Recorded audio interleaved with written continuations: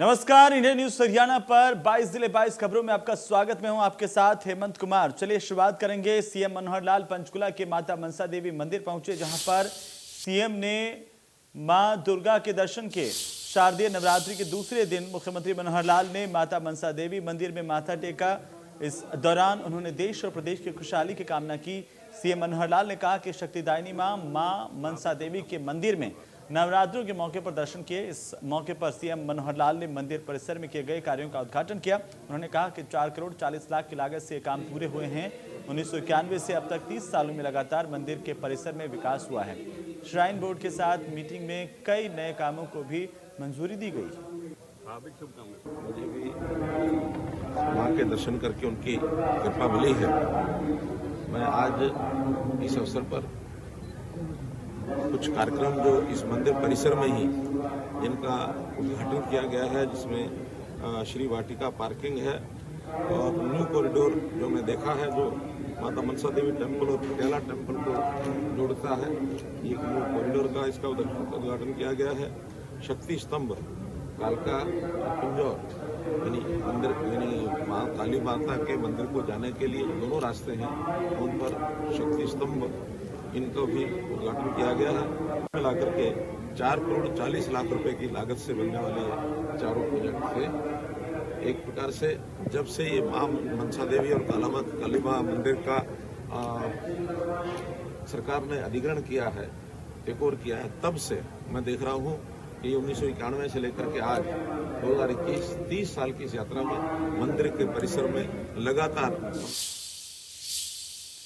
तो वहीं गृह मंत्री अनिल विज ने विपक्षी पार्टियों पर जमकर निशाना साधा। विज ने राहुल गांधी को निशाना बनाते हुए कहा कि सारा देश देख रहा है कि राहुल गांधी सुबह उठकर देश के खिलाफ बयान देता है। हुड्डा पर बोलते हुए कहा कि हुड्डा डूबती हुई किश्ती को बचाने की कोशिश कर रहे हैं। विपक्षी पार्टियां हैं, मुद्दा विहीन विपक्षी पार्टियां। अब ये देश में शांति को भंग करना चाहते हैं। लखीमपुर की जो भी घटना या दुर्घटना हुई है, सरकार ने उसका संज्ञान लिया है, उसकी जुडिशियल इंक्वायरी मार्क कर दी है और जो भी तथ्य सामने आएंगे उसके ऊपर कार्रवाई की जाएगी। लेकिन मुद्दा विहीन विपक्ष उसको भड़काना चाहता है, उसके ऊपर राजनीति करना चाहता है, उसके ऊपर खेलना चाहता है। और हिंदुस्तान की जनता इनकी सच्चाई को पहचान चुकी है, इसीलिए वो इनकी बातों में कोई आ नहीं रहा है। पिछले काफी समय से सारा देश देख रहा है कि राहुल गांधी जी ने रोज सुबह उठ के देश के खिलाफ कोई ना कोई बयान जारी करना होता है। लगता है उन्होंने अपना कोई सीक्रेट एजेंडा बना रखा है। धारा 370 खत्म करने से कश्मीर में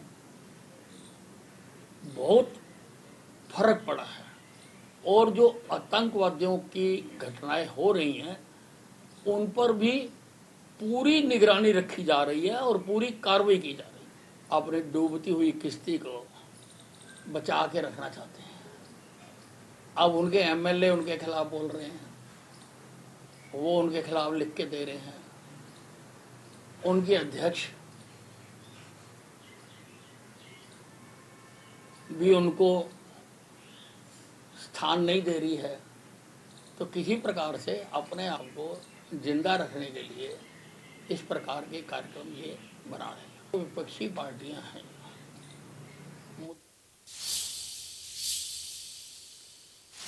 तो वहीं इलाहाबाद उपचुनाव के लिए नेता अभय चौटाला ने अपना नामांकन दाखिल करवा दिया है। बीजेपी, जेजेपी और गठबंधन के उम्मीदवार गोविंद कांडा गुरुवार को नामांकन दाखिल कर चुके हैं। इनेलो के उम्मीदवार अभय चौटाला अपनी 3 बार की जीत की हैट्रिक को कायम रखने के लिए चुनावी रण में उतरे हैं। वहीं पवन बेनीवाल ने 2 बार की हार को जीत में बदलने के लिए भाजपा से कांग्रेस में आकर दांव खेला है। 2 बार इलाहाबाद सीट से किस्मत आजमा चुके पवन बेनीवाल और रानिया सीट से 2 चुनाव लड़ चुके हैं, लेकिन किसान आंदोलन के समर्थन में पद से इस्तीफा देने वाला वाले अभय को चुनौती दे पाना दोनों प्रत्याशियों के लिए काफी चुनौती भरा है।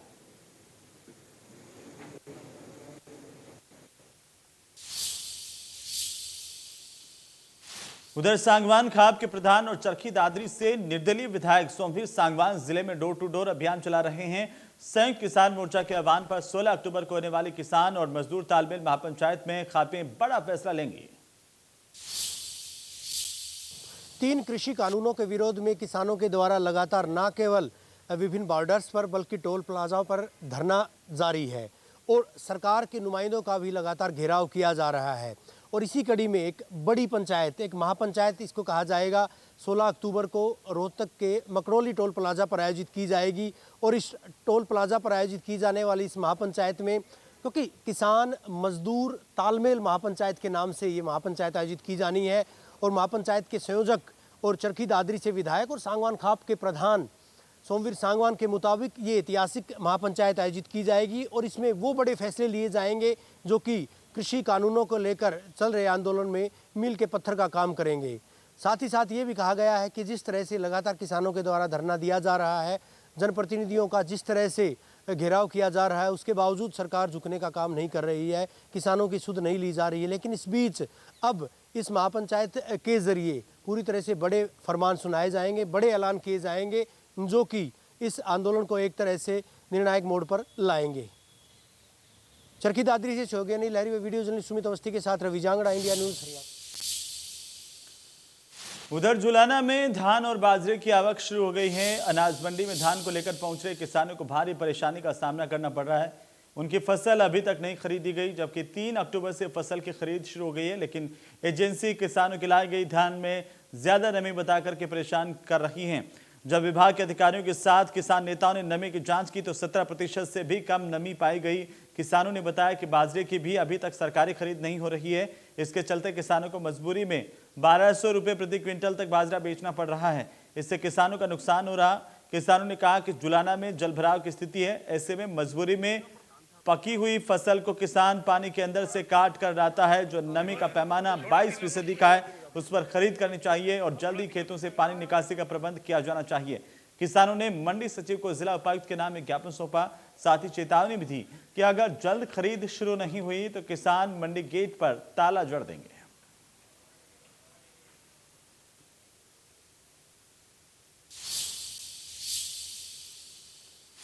वहीं फसल अवशेष प्रबंधन किसानों के लिए बड़ी चुनौती रहा है। लेकिन अब किसानों को ना तो पराली जलानी पड़ेगी और ना ही फसल अवशेष प्रबंधन पर भारी भरकम पैसा खर्च करना पड़ेगा।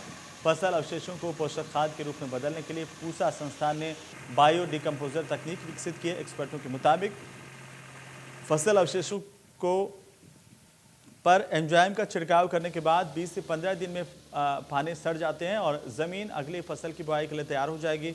पूसा इंस्टीट्यूट के सहयोग से फील्ड में काम कर रही नेचर फार्म की टीम जमालपुर गांव में पहुंची।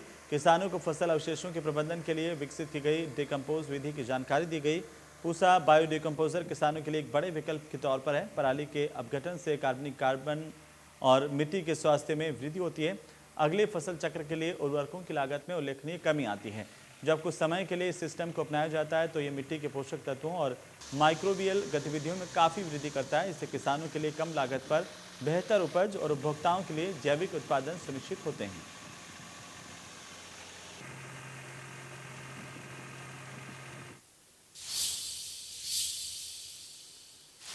उधर दिल्ली पुलिस के शहीद जवान विकास कुमार के परिजनों को दिल्ली की केजरीवाल सरकार ने 1 करोड़ रुपए की आर्थिक सहायता प्रदान की है। विकास कुमार दिल्ली पुलिस में बतौर कांस्टेबल तैनात थे। कुछ महीने पहले किसी अपराधी की गाड़ी रुकवाते समय हादसे का शिकार होने की वजह से वे शहीद हो गए थे।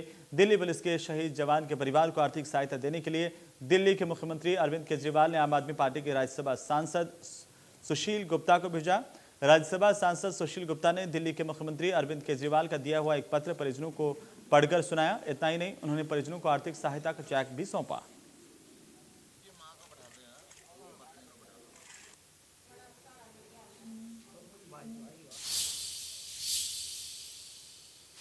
वहीं सोनीपत में प्राइवेट बिल्डरों की हैरान कर देने वाली खामियां सामने आ रही हैं।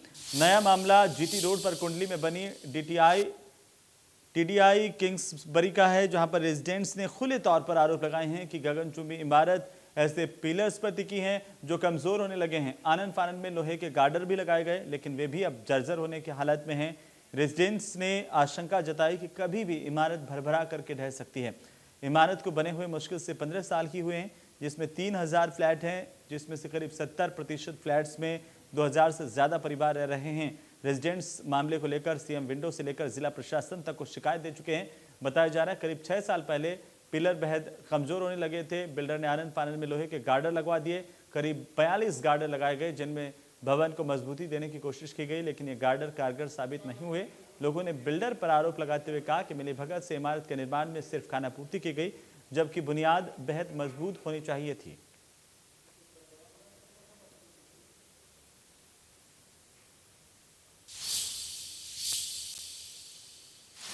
वहीं मेवात के एक पीड़ित परिवार ने गृह और स्वास्थ्य मंत्री अनिल विज से न्याय की गुहार लगाई है। दिहाना गांव के निवासी शकील और उसके परिवार ने आरोप लगाए हैं कि झगड़े के बाद फर्जी सीटी स्कैन रिपोर्ट का इस्तेमाल कर पुलिस ने दूसरे गुट से मिलकर इनके खिलाफ 307 का मामला दर्ज किया। जब मामले का खुलासा हुआ तो पुलिस ने उनके खिलाफ केस दर्ज कर अपनी साख बचाने की कोशिश में जुट गई है। दरअसल दिहाना गांव के निवासी शकील और उसके परिवार ने आरोप लगाए हैं कि गांव के मुबारिक से उनका झगड़ा हुआ था। दोनों पक्षों के लोगों को चोटें आई, लेकिन शकील का कहना है कि पुलिस ने उसके परिवार के सदस्यों पर 307 का मुकदमा दर्ज कर लिया। इनका आरोप है कि मेवात पुलिस के जांच अधिकारियों ने मेडिकल कॉलेज नल्हड़ में ओपिनियन देने वाले डॉक्टर से मिलीभगत कर सिटी स्कैन रिपोर्ट को ही बदल दिया। झगड़े में लगी चोट को गंभीर बताकर उनके परिवार के 9 लोगों के खिलाफ मुकदमा दर्ज किया गया। इसमें राजस्थान के अलवर के एक अस्पताल पर भी मिलीभगत का आरोप है। शकील ने जब आला अधिकारियों से गुहार लगाई तब रोहतक के पीजीआई से जांच करवाई गई और इस जांच में फर्जीवाड़े का खुलासा हुआ। पीड़ित के मुताबिक पुलिस की तरफ से साजिशकर्ताओं के खिलाफ मुकदमा अभी दर्ज नहीं किया गया है। पीड़ित सीएम विंडो से लेकर स्वास्थ्य मंत्री और पुलिस के आला अधिकारियों तक अपनी गुहार लगा चुका है। नाम नहीं खुला, जो कि हाई कोर्ट में अब आने वाली 10वें महीने की 11 तारीख लगी हुई है। हम बार बार काफ़ी एप्लीकेशनें दी हैं। हमने CM window, DIG, IG, CID, vigilance DG, health DG Anil Vij, CM window, CM मुख्यमंत्री मनोहर लाल को सबको दिया। अभी तक कुछ उसमें कार्रवाई नहीं हुई, जबकि हम मुकदमा तो उन्होंने कर दिया अननोन। 300 FIR number 348। इसमें अब हम काफ़ी परेशान हो चुके हैं, जबकि ये पुलिस हमारा कोई सहयोग नहीं कर रही, जबकि हेल्थ डिपार्टमेंट ने ये पूरा फर्जीवाड़ा किया। इसमें वो मित्तल हॉस्पिटल अलवर उस पर 307 लगाई नहीं जाती, उसी के ऊपर डॉक्टर साबिर ने ओपिनियन दे दी डेंजर टू लाइफ और हमारे खिलाफ 307 लगा दी गई।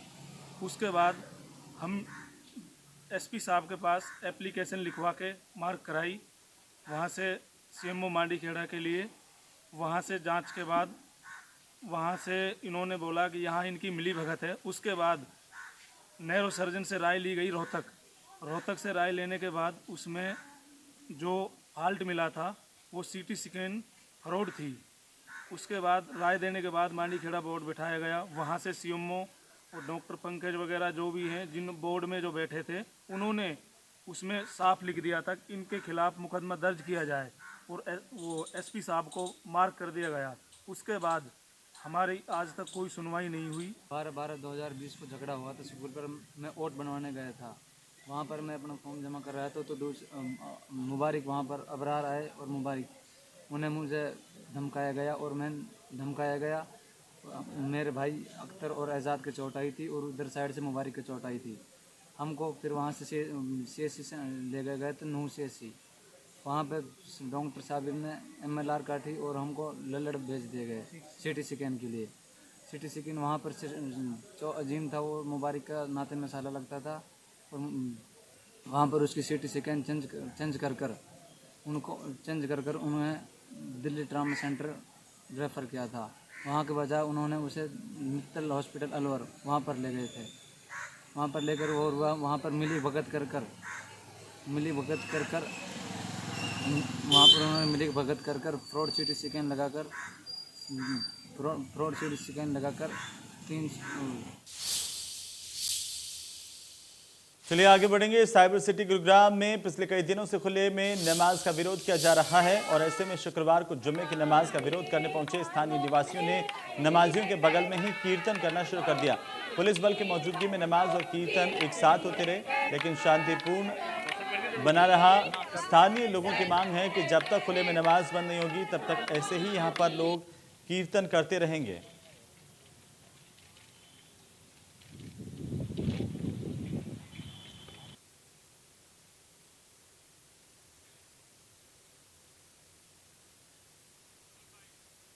हमें कीर्तन की जरूरत भी नहीं, नहीं नमाज पढ़ने की नमाज इजाजत पढ़ है। और हमारे वो कैसे हमारे नवरात्र हमारे मंदिर को तो जब भी तुड़वा दे। अगर गलती से इन्होंने रात में एक ईंट लगा ली ना, किसी माई के लाल में इतनी मत नहीं जो ईंट हटवा दे इनकी। सर हिंदुस्तान में हिंदुओं की सुनवाई नहीं है, इससे बड़ा इस देश का दुर्भाग्य है। क्या होगा? ये इससे बड़ा दुर्भाग्य क्या होगा इस देश का? ये हिंदुस्तान जहाँ का पीएम और सब हिंदू, वहाँ हिंदुओं की सुनवाई नहीं है। फायदा क्या हुआ? आप बताइए। वहाँ बैठ गए, यहाँ के बजाय वहाँ बैठ गए जाके। वो फायदा क्या हुआ? एक भी नहीं है, क्योंकि हमारे सेक्टर में कोई है ही नहीं। हम यहाँ अपना हिंदू धर्म का वो करना चाहते हैं प्रचार। सवाल प्रशासन क्या बोल रही है कि ये जो लोग हैं इसमें अदर हैं, उसमें कौन है? उनमें कौन है? कोई नहीं हमारा। हाँ, उनसे किसी ने पूछा? ये प्रशासन वाले, पुलिस वाले, कोई भी पूछ रहे उनसे कि आप सेक्टर का कौन कौन है यहाँ पे? सेक्टर का कौन कौन है यहाँ पे? पूछो जाके। हाँ, सवाल और हमारी जी जगह नमाज क्यों होती है? सवाल सेक्टर का नहीं है, सवाल नमाज का है कि नमाज एक पब्लिक प्लेस पर नमाज क्यों हो रहा है? ये सवाल है कि पब्लिक प्लेस पर नमाज क्यों हो रहा है? जब यहाँ नमाज पढ़ते हैं 1 बजे बच्चों का स्कूल छूटने का टाइम होता है, उसी टाइम ये औरतें खड़ी होती है, उल्टी सीधी बातें बोलते हैं, गलत इशारे करते हैं ये लोग। लड़कियां निकल सकती, औरत अपने बच्चों को नहीं ले सकती। यहाँ पे हम किसके पास जाए? प्रशासन साथ नहीं दे रहा। गवर्नमेंट ने ये लैंड किसने अलाउड करी है? मार्केट नमाज के लिए। वहीं आंगनवाड़ी वर्कर्स ने अपनी मांगों को लेकर के भिवानी महेंद्रगढ़ के सांसद धर्मवीर सिंह को ज्ञापन सौंपा। इस दौरान उन्होंने सरकार विरोधी नारेबाजी की। सांसद ने वर्करों को आश्वासन दिया कि वे उनकी मांगों को मुख्यमंत्री के पास भेजेंगे। एक बार फिर से प्रदेश भर की आंगनवाड़ी वर्कर्स ने अपनी आवाज़ को मुखर किया है। आज भिवानी में भी इसी तरह का आलम देखने को मिला, जहां जिले भर की आंगनवाड़ी वर्कर्स ने न केवल विभाग व सरकार के खिलाफ नारेबाजी कर रोष प्रदर्शित किया, बल्कि साथ ही साथ शहर में रोष मार्च निकालते हुए लघु सचिवालय पर पहुंची। उसके बाद जनप्रतिनिधियों के आवास पर पहुंची। भिवानी महेंद्रगढ़ के सांसद चौधरी धर्मवीर सिंह के आवास का भी घेराव किया। वह वहां पर जाकर जमकर नारेबाजी की। जिले भर के आंगनवाड़ी वर्कर्स भिवानी के लघु सचिवालय पहुंची। उसके बाद वहां पर स्ट्रेटजी अख्तियार करते हुए न केवल नारेबाजी कर रोष जताया, बल्कि साथ ही साथ भिवानी महेंद्रगढ़ के सांसद चौधरी धर्मवीर सिंह के आवास पर पहुंचकर भी रोष जताया। आंगनवाड़ी वर्कर्स का कहना था कि जिस तरह से लगातार प्रत्येक मुहिम में, चाहे सरकार की कोई भी मुहिम हो, उसमें वो बढ़ चढ़ कर हिस्सा लेती हैं, उसको कामयाब बनाती है। इसके बावजूद उनको ना तो किसी तरह का कोई लाभ दिया जा रहा है, ना ही सरकारी कर्मचारी का दर्जा दिया जा रहा है। अरसे से उनकी कई सारी मांगें लंबित हैं, उनको ना केवल पूरा किया जाए बल्कि उनको सरकारी कर्मचारी का भी दर्जा दिया जाए। इसी बीच भिवानी महेंद्रगढ़ के सांसद चौधरी धर्मवीर सिंह भी अपने आवास से बाहर आए। वह ज्ञापन पत्र लेकर कहा कि उनकी जो भी जायज़ मांगे हैं वो प्रदेश व केंद्र सरकार के पास पहुंचाई जाएंगी। बहरहाल देखने वाली बात यह होगी कि जिस तरह से लगातार धरना प्रदर्शन का रास्ता आंगनवाड़ी वर्कर्स अख्तियार किए हुए हैं, उसके बाद उन्हें क्या हासिल हो पाता है तो वक्त बताएगा। लेकिन इतना ज़रूर है कि अपनी मांगों को लेकर लगातार वो मुखरित होती जा रही हैं। वीडियो जर्नलिस्ट सुमित अवस्थी के साथ रवि जांगड़ा, इंडिया न्यूज़, हरियाणा। उधर यमुनानगर में चर्चित सूर्य पंडित हत्या मामले में CIA-1 की टीम ने बाड़ी माजरा निवासी को गिरफ्तार किया है। आरोपी को कोर्ट में पेश कर रिमांड पर लिया गया। यमुनानगर के हमीदा निवासी सूर्य पंडित पर दर्जनों युवकों ने 10 सितंबर को जानलेवा हमला कर दिया था। इलाज के दौरान सूर्य पंडित की मौत हो गई थी। CIA इंचार्ज ने बताया कि आरोपी ने अपने साथियों के साथ मिलकर इस वारदात को अंजाम दिया। मामले में 2 दर्जन युवकों के खिलाफ हत्या का केस दर्ज है, जिसमें से अभी तक सिर्फ 5 ही काबू किए जा सके हैं। बाकियों की तलाश के लिए पुलिस लगातार छापेमारी कर रही है।